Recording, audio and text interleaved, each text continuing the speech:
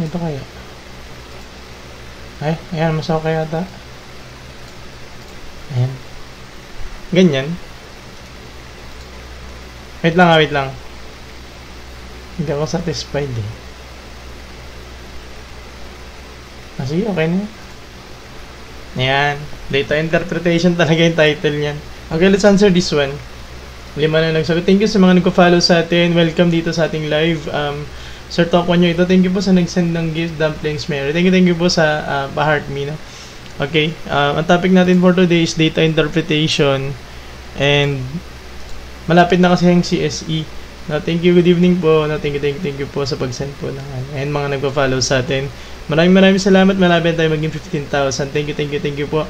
And sa mga magti-take ng civil service, ito po para po to sa inyong topic na to. Ito po ay tawag dito, pinaghalong